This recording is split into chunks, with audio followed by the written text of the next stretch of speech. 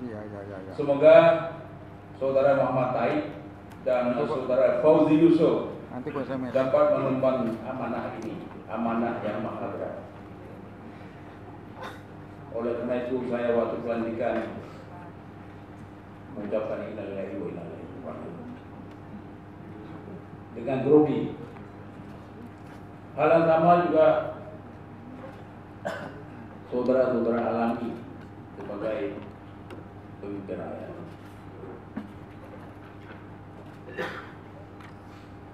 Saya berharap 5 tahun ke depan akan menjadi momentum yang tepat untuk membangun Aceh Utara menjadi daerah yang lebih baik lagi. 5 tahun ke depan itu akan kita lihat hasilnya.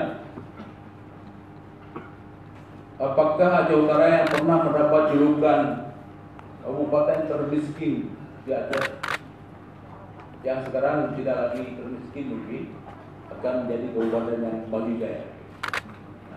Karena 2 kali dipimpin oleh orang yang sama.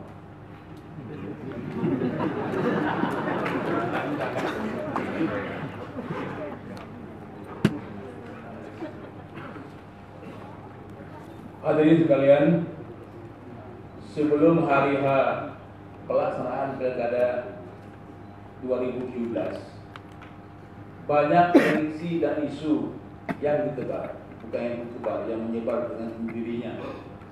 Ada yang bernada optimistis, namun tak sedikit yang meragukan bahwa pelaksanaan Pilkada ini akan berjalan mulus. Salah satunya adalah saya menyebut Aceh Utara atau Pasai.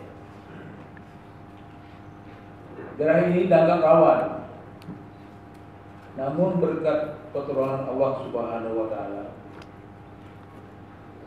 dan kerja keras kita semua untuk menjadikan Aceh sebagai daerah yang aman dan kondusif, seluruh tantangan ini dapat kita lampaui dengan baik.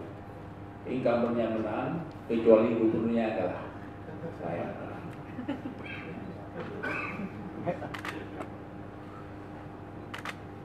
Saudara-saudara kalian, saya berharap 5 tahun ke depan energi antara pemerintah Aceh dan pemerintah Kabupaten Aceh Utara benar-benar dapat berjalan baik. Karena di masa mendatang ada banyak pekerjaan rumah yang harus kita selesaikan bersama. Tidak bisa sendiri-sendiri. Baik